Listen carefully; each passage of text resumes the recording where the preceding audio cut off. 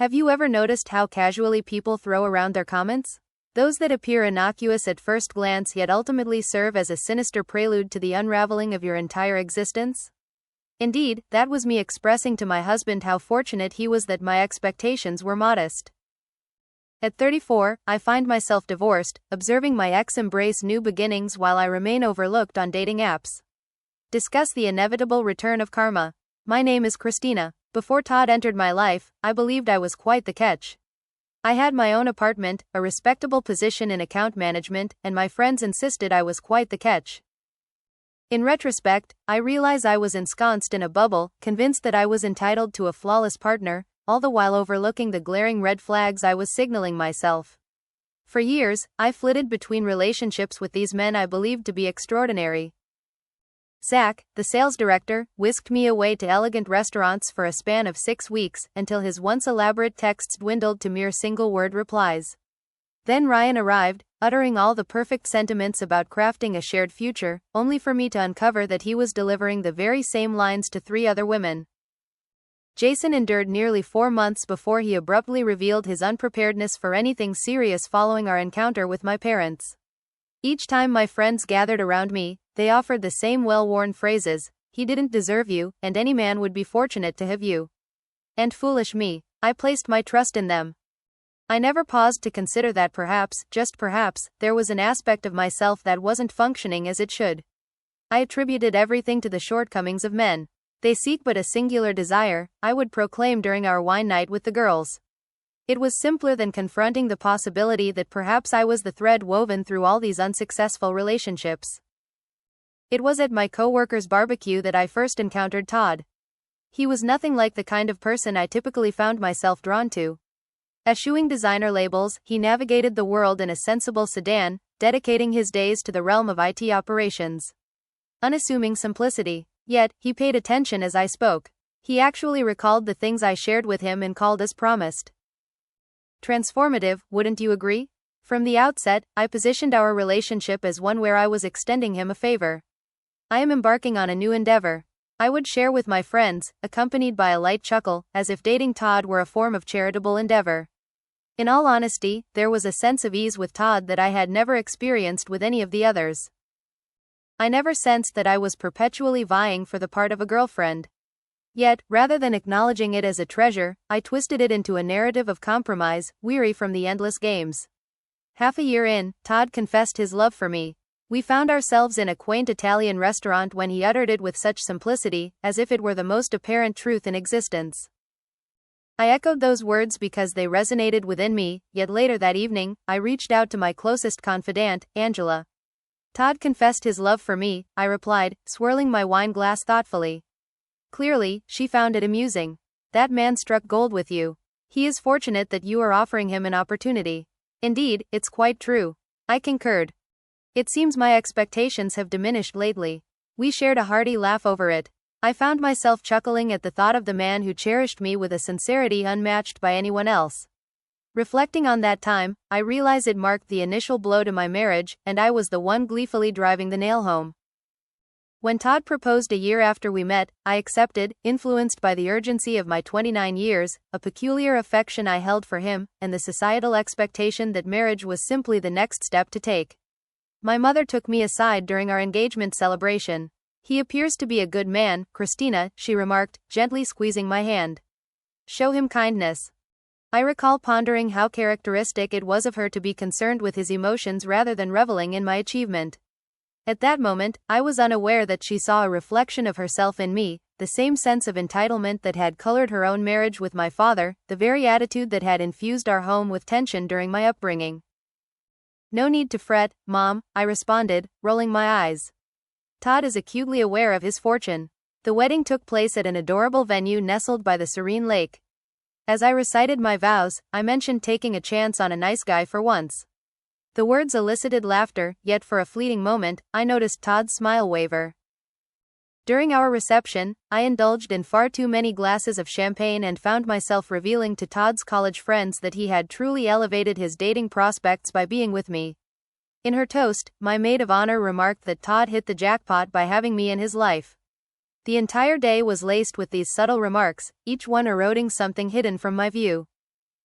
After the wedding, we took up residence in Todd's house.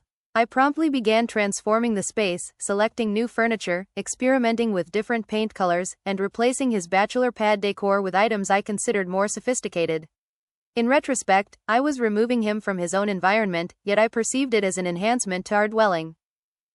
From the outset, our marriage was marked by an unusual power dynamic that I had established. When Todd received a promotion 6 months in, rather than simply feeling proud, I made sure to share with everyone how I had assisted him in preparing for the interview. I had not, and despite my colleagues at work attempting to advocate for me, their efforts fell short. I simply couldn't allow him to claim victory unchallenged. My mother had consistently treated my father in the same manner. Every achievement of his seemed to trace its roots back to her impact.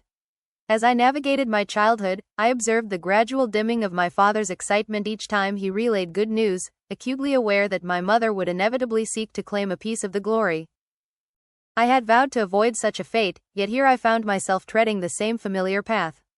During dinner with friends, I would nonchalantly bring up the time I had to clarify fundamental ideas to Todd, despite the fact that he was immersed in the tech world while I struggled just to update my phone. With a theatrical sigh, I would lament the task of teaching him the proper way to load the dishwasher, conveniently overlooking the reality that he managed the majority of our household repairs and maintenance with unwavering patience. My friends devoured it, particularly the singles who were still entangled with men unable to make a commitment. They would chuckle as I remarked, "He's fortunate that I'm prepared to invest the effort." Occasionally, my married friends would share these glances, yet I chose to overlook them. I reassured myself that their envy stemmed from the perfection of our relationship. Approximately a year into our marriage, Todd began to withdraw, becoming increasingly silent during our group outings. He would offer a constrained smile in response to my playful jabs, yet the laughter that once accompanied our exchanges had faded away.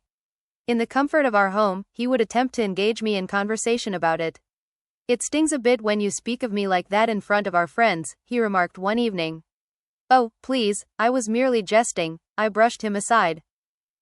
"It's common knowledge that my affection for you runs deep, there's no need to take it to heart so much."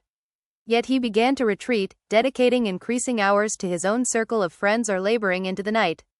I failed to link these alterations to my actions. Rather, I would emphasize his distance as yet another flaw. "Men simply lack the ability to communicate," I would say to my friends, entirely unaware that he had made attempts to reach out, only to be dismissed by me. There was a particular dinner at his parents' house that lingers in my memory, where I casually remarked on Todd's perpetual struggle to locate matching socks without my assistance. His mother wore an expression that was not one of anger, but rather a deep, lingering sadness. She spoke softly, noting how Todd had always possessed a remarkable sense of self-sufficiency. Since the age of 12, he has taken it upon himself to manage his own laundry. A heavy silence enveloped the room, and I sensed a defensive urge rising within me, as if they were conspiring against me. It dawned on me that they perceived something I could not. I was gradually stifling their son's spirit. As our marriage reached its second anniversary, Todd began to devote more of his evenings to the company of his college friend, Mike. Initially, I didn't give it much thought. In fact, I felt a sense of relief at having the house to myself, allowing me to indulge in my shows without Todd's incessant inquiries about the plot. I was unaware that Todd had been sharing our marital struggles with Mike. He was meticulously constructing a support system, bracing himself for the impending challenges, while I remained in a state of bewilderment. Our second anniversary dinner ought to have served as a poignant wake-up call. Todd had secured a table at a charming restaurant nestled in the heart of downtown. Throughout the entire meal, I found myself recounting the intricacies of my work drama, while he offered polite nods in response. As the chatter subsided, he turned to me, his gaze inscrutable, and inquired, "Christina, are you happy with me?" In that fleeting moment, I found myself unexpectedly taken aback. Naturally, I replied without a second thought. What reason could there be for me not to be? "At times, I find myself questioning whether I am truly what you desired," he murmured softly. Rather than acknowledging the anguish woven into his inquiry, I chuckled and extended my hand toward the wine. "Indeed, it seems that compromise is an inevitable part of our journey, wouldn't you agree?" Yet, it all turned out well. We possess our charming abode, respectable careers, quite satisfactory for establishing roots with a secure option. On our anniversary, I truly expressed that to my husband. He refrained from arguing or displaying anger. Instead, he fell silent, settled the bill, and drove us home. I perceived him as sulking and exhibiting childish behavior. Unbeknownst to me, that evening marked the moment he began to truly ponder the value of salvaging our marriage. It was an ordinary Tuesday evening when the true turning point emerged. We gathered for dinner with two other couples, Lisa and Dan, Todd's college friends, and my coworker Jen along with her husband Mark. Todd shared that he was under consideration for a project lead role at his workplace. Before he could complete his explanation, I interjected. It was due to the fact that his boss had shared a round of golf with mine just last weekend, I declared, fabricating the story entirely. I offered a favorable mention. The reality was that our companies were not even slightly intertwined, and I had no involvement in his possible advancement. Todd set his fork aside. Indeed, Christina, the reason lies in the fact that I have dedicated additional hours to the system upgrade over the last 3 months. I chose to stand firm and intensify my resolve. Indeed, my dear, but we all understand that it's more about connections than knowledge. I chuckled, anticipating that all would follow suit. No one did. Lisa remarked that Todd had been coding since he was 15, her voice tinged with a hint of admiration. He stands out as the most qualified individual among his peers. A warm rush spread across my cheeks. I am more aware of my husband's abilities than anyone else, I retorted sharply. Then I turned to Todd and uttered the words that would linger in my mind. He should consider himself fortunate that my expectations were so modest when we first crossed paths, otherwise, he might still be residing in that dreadful apartment, subsisting on a diet of ramen noodles. Silence enveloped the table. Todd's complexion faded, leaving him pale. Following a painfully silent pause, Todd composedly set his napkin down on the table. I believe I require some fresh air, he remarked, before stepping out of the restaurant. I attempted to brush it aside with a laugh. He's quite sensitive at times, I remarked to the group, but their faces revealed everything. They stood against me. The journey back was enveloped in quietude. Upon entering, I braced myself for a confrontation, yet his words proved to be far more devastating. I don't believe I can continue with this, he murmured softly. I have attempted to express how your remarks affect me, yet nothing seems to shift. It seems that a period of separation might be beneficial for us. Is this for real? I was truly taken aback. More than a single remark? It isn't merely a single remark. There are countless comments spanning over the years. It's the constant feeling of inadequacy. It feels like the target of every punchline. It observes as you subtly erode my standing before our companions. It's the realization that you believe you chose me out of convenience. That is not. I stammered, a wave of fear washing over me. I'm going to stay with Mike for a while, he said, already pulling out a suitcase. I must take a moment to reflect. As the door clicked shut behind him, I reached for my phone to call Angela, eager to cast myself as the beleaguered victim of an overly dramatic husband. Yet, to my surprise, even she appeared reluctant to champion my cause this time around. Chris, she remarked with caution, you do have a tendency to speak quite harshly about Todd at times. I was merely jesting, I insisted. It's a common jest among couples to poke fun at their partners. Not in that way, she remarked. Not always, and not regarding their value as an individual. For the first time, a small seed of doubt began to take root within me. Could it be that I was the source of the issue? Was I the antagonist in the narrative of my own marriage all along? The notion was far too unsettling to linger upon, so I cast it aside. Certainly not. Todd was exaggerating his response. He would find his composure, come to understand the weight of his sacrifices, and return home. Yet a week slipped by, then two, marked by only the faintest traces of communication. With each visit to collect more clothes, I found myself oscillating between fervent entreaties and sharp rebukes. I can transform, I vowed it just a moment ago. I retorted sharply, you're being utterly absurd and immature. Nothing seemed to yield results. Todd maintained a composed yet resolute demeanor. He required some distance to determine whether our marriage could be saved. The harder he distanced himself, the more desperately I clung on, gripped by a sudden fear of losing the man I had spent years pretending I was above.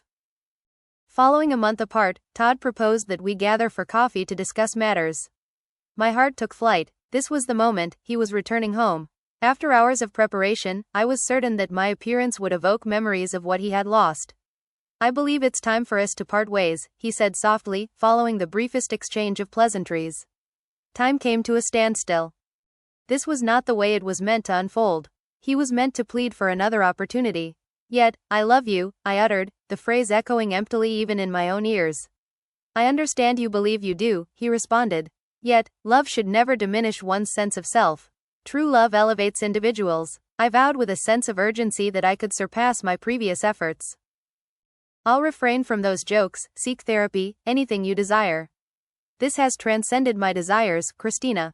It revolves around my needs, and I seek an individual who honors me, who recognizes my worth without measuring it against their own." In the weeks that followed, I left no stone unturned, bringing him lunch at his workplace, pouring my heart into long, emotional emails, and even enlisting his mother to reach out to him. I maintained my utmost decorum, praising him, expressing genuine curiosity about his endeavors, and assuring him of transformation. In a fleeting instant, it appeared to be unfolding as intended. Todd consented to couples counseling, and I felt that triumph was tantalizingly close. Yet, in that initial session, when the therapist inquired about the reasons behind our struggles, I found myself unable to restrain my thoughts. "I believe Todd feels a sense of insecurity regarding the disparity in our social standings," I remarked. "He has consistently shown a certain sensitivity regarding his less outgoing and ambitious nature compared to mine."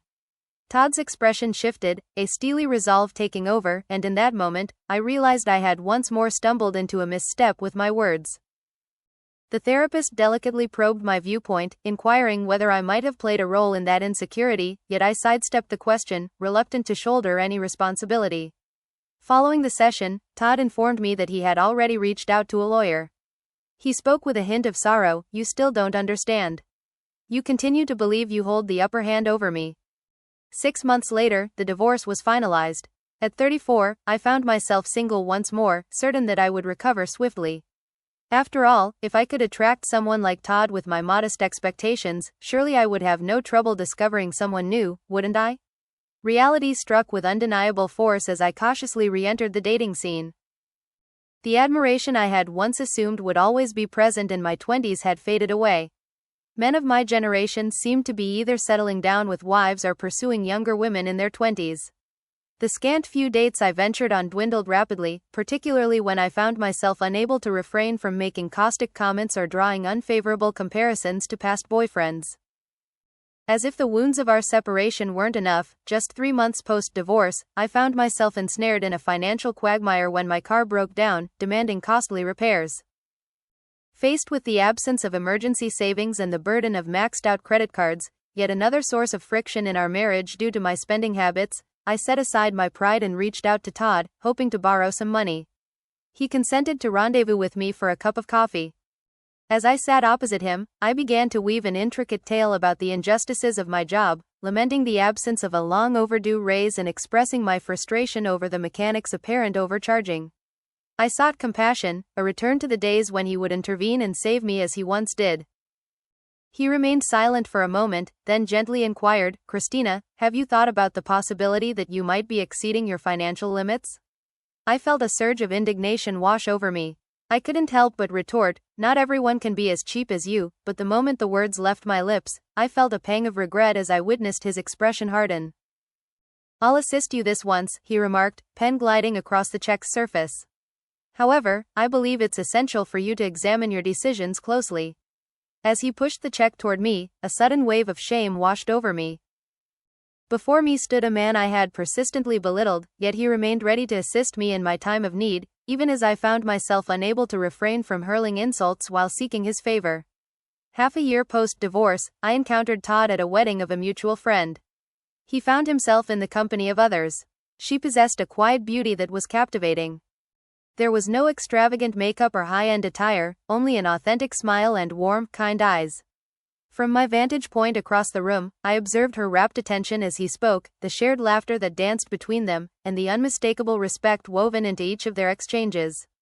In that moment, the profound reality of my loss settled heavily upon me. Todd found no necessity for a grand metamorphosis following the conclusion of our marriage. He had discovered a kindred spirit who valued him for his true self, a realization that had eluded me in my own self-centered haze. At the reception, a little tipsy from champagne and laden with regret, I found him cornered near the bar. "She appears pleasant," I remarked, attempting to convey sincerity while detecting the bitterness lacing my own tone. She is, Todd replied, his voice steady and unembellished. How have you been, Christina? Very well, I was not truthful. Indeed, quite remarkable. Many occasions, you understand the situation. The feeble effort to provoke his jealousy lingered in the atmosphere that enveloped us. I'm glad, he said, and the most troubling aspect was that he truly appeared to mean it. He showed no interest in my romantic life. He had truly moved on. As I observed him rejoin his date, who greeted him with a radiant smile and a gentle touch on his arm, a peculiar blend of emotions washed over me. Envy, remorse, and ultimately, a faint spark of introspection.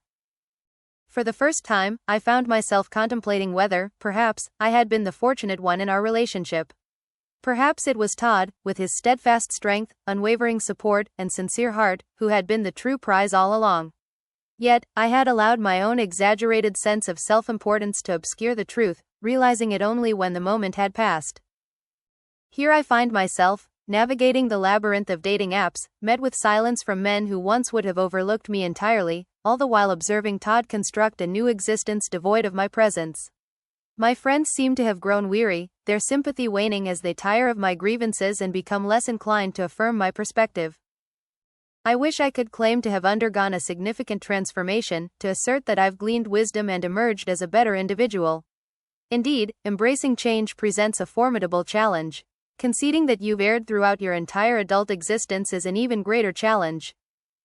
I find myself repeatedly uttering the same critical remarks, still clinging to the notion that I am entitled to more than what is within my reach.